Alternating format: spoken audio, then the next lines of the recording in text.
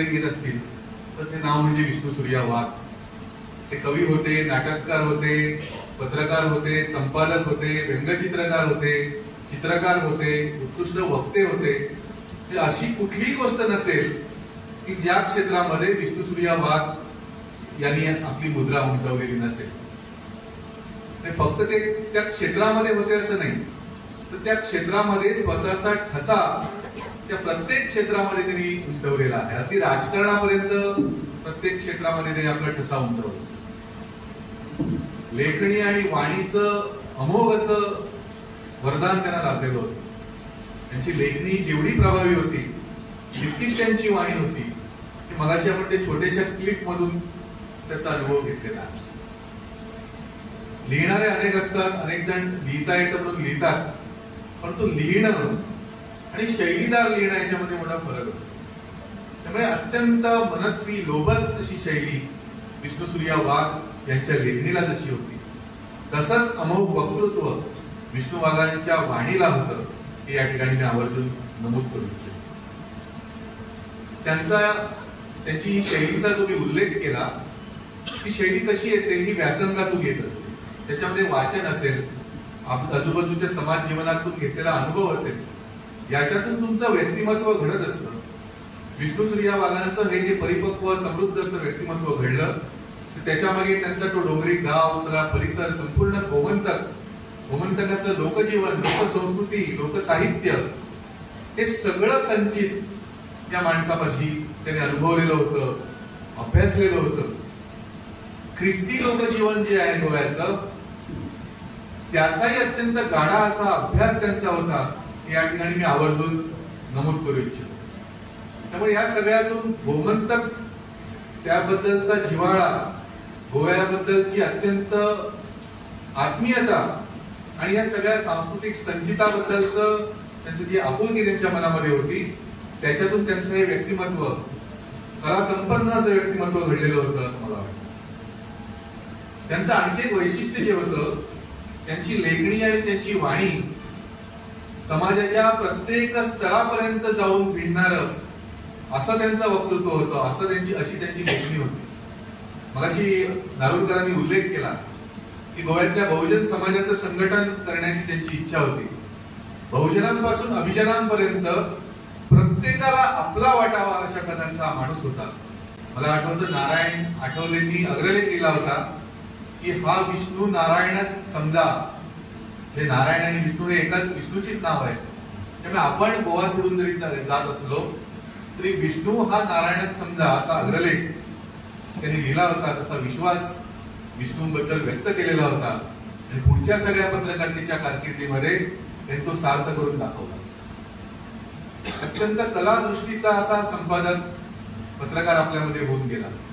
माझ्या त्यांच्या असंख्य आठवणी आहेत. मी जेव्हा विद्यार्थी होतो गोवा विद्यापीठामध्ये, मला आठवतं शरद तळवलकरांचा एक कार्यक्रम आमच्या विद्यापीठामध्ये झाला होता आणि खूप त्यांनी किस्से सांगून आम्हाला सगळ्या मुलांना हसवलं. मी त्याचा एक छोटा वृत्तांत तयार करून गोमंतक मध्ये गेलो होतो. तेव्हा ते गोमंतकचे कार्यकारी संपादक होते. अत्यंत आपुलकीनं त्यांनी माझ्याशी बसून ते सगळी बातमी घेऊन दुसऱ्याची चौकटीमध्ये छान सजवून गोमंतक मध्ये छापली होती. मला त्यांनी लिहायला लावलं. गोमंतक मध्ये भोवतालची माणसं नावाचं एक सदर त्या काळात मी लिहिलं होतं. नंतर ते वर्तमानमध्ये गेले. वर्तमानमध्ये जल्लोष नावाचा एक स्तंभ मला त्यांनी चालवायला दिला होता. फिश पॉन्ड्स, किस्से, विनोद, अशा अनेक, तो तेव्हा गाजला स्तंभ. असा अनेक प्रत्येकाला जवळ घेऊन त्याच्यातल्या कलागुणांना प्रोत्साहन देऊन त्याच्या पाठीवरती कौतुकाची थाप मारणार असं व्यक्तिमत्व विष्णू सूर्या वाघ होते. ते उत्तम व्यंगचित्रकार होते. या पुस्तकामध्ये त्यांची व्यंगचित्र आहेत. अत्यंत ह्या माणसामध्ये किती गुण असावेत असा प्रश्न पडावा, अशा प्रकारचे व्यक्तिमत्व आपल्यामध्ये होऊन गेले. त्यामुळे अशा अनंत आठवणी, अनेक आठवणी मला सांगण्यासारख्या आहेत. मी आपला जास्त वेळ घेणार नाही. तीव्र अशा स्मरणशक्तीचं वरदान त्यांना लाभलेलं होतं. त्याचा एक अनुभव मी प्रत्यक्ष घेतलेला आहे.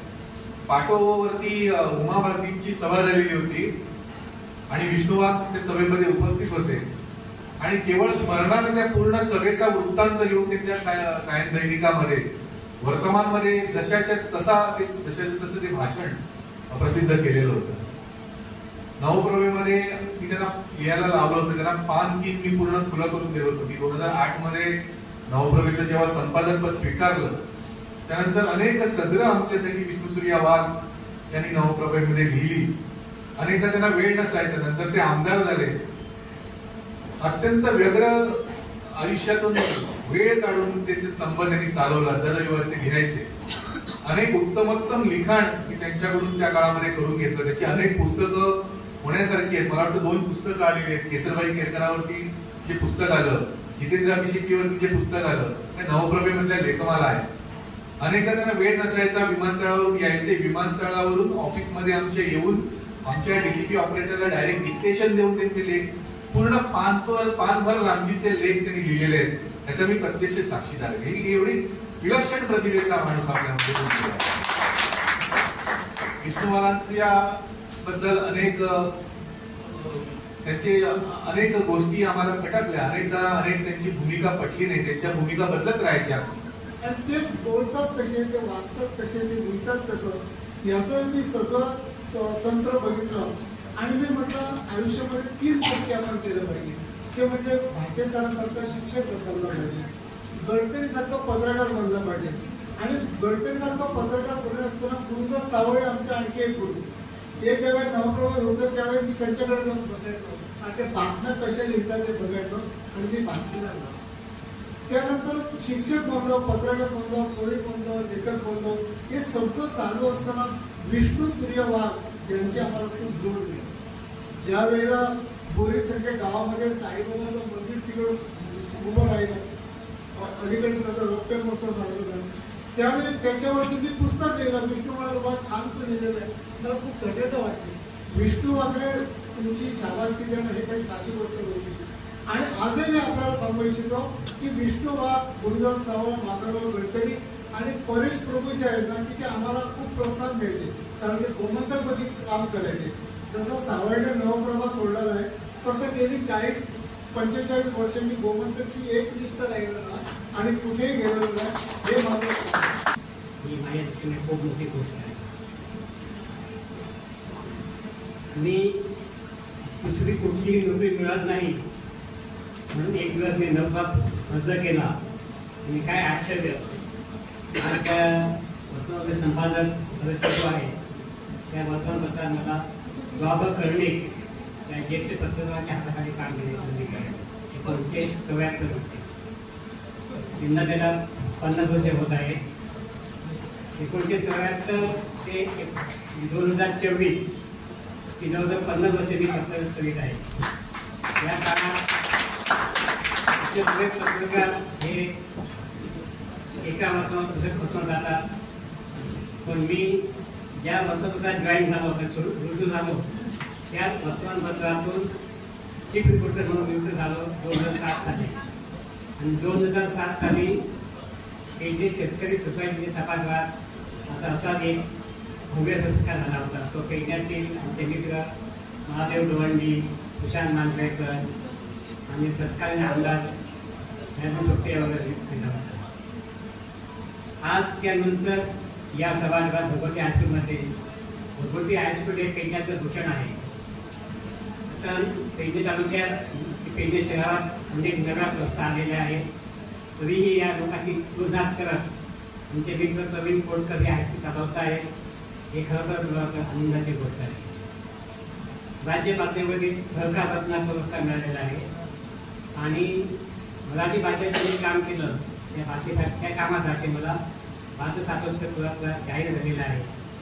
मित्रांनो, हे 2 राज्य पुरस्कार प्राप्त होणारा मला वाटतं गोव्याची मी एकमेव अशी व्यक्ती आहे. म्हणजे मित्र मिलिंद केरकर यांनाही सहकार रत्न पुरस्कार प्राप्त झालेला आहे. ही आनंदाची गोष्ट आहे. खूप खूप म्हणजे माझ्या खूप जात आहे.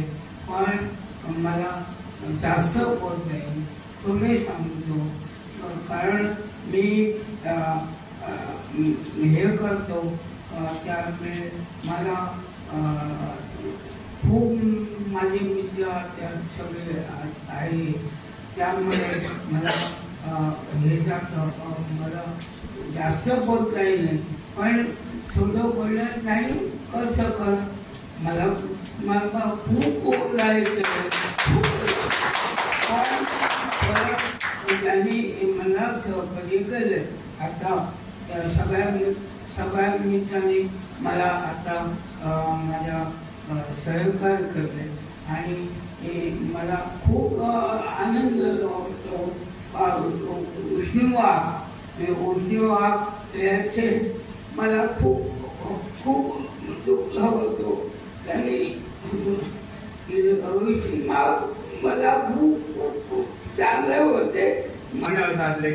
सपन विष्णू म्हणतात विष्णू स्वीपर असं आणि कोण खानात हात घालून कसलो भेदभाव मान्य नासतना सगळ्या वांगडा वागप की आपण संपादक किंवा आणि कोण व्हडलो एक मनीस अशें वागप ना. आणि आमी आमच्या वांगडा एक रिपोर्टर पत्रकार म्हणून तशें ताणी भेदभाव केन्ना मानूंक ना. ताका एक आपुलक्यान मैत्रीपूर्ण भावान वागलो. पेडणे येतकच पयलीं आमकां फोन करतलो तेन्ना आमी आमचे ज्येश्ठ पत्रकार जे आयज ह्यात नात म्हणजे दत्ताराम काणेकर आणि हांव दबायकर पयलीं फोन करतालो आणि आमचे बसप ती जाताले सगळ्या हॉटेलांतले पेडण्या खंयचे आमी खूब जाणां बसले आणि आमकां काणेकर नाटकी नाटक क्षेत्रांतलो हे आनी पत्रकार म्हळ्यार आमचे बऱ्यापैकी अशे संवाद जाताले. तेच्या उपरांत जी दुसरी व्यक्ती आहा आमचे सन्माननीय मुख्य जो सन्मान जाता तो कुट्टरकर हे आमी भुरगेपणा विद्यार्थी दशेन आसतना आमी कळून गेला की ते साहित्य बरयतालेच आणि साहित्या वांगडा ते पुस्तक आपली जी पुस्तकां आहात प्रकाशीत जाल्ली तेंची स्वताची आणि तेचे शिवाय आणखी खंयची खंयची बाकीची पुस्तकां आहात ते पुस्तक घेवन ते म्हापसा युनियन फार्मसीच्या कुशीक थंय बसताले विकूंक बसताले खूप फावटी आणि हांवेंय ते विकत घेतला. म्हाजे कडल्यान काय तरी आसात पुस्तकां अजून तेजे कडेन हे सरस्वतीचे खरें उपासक अशा एका खऱ्या प्रामाणीक आणि एक मनशाचो हांगा एक आमकां सत्कार करपाची पेडणे पत्रकार संघ आणि आमचे विष्णुप्रिय फाउंडेशनाच्या हेतून संधी एक मेळ्ळ्या.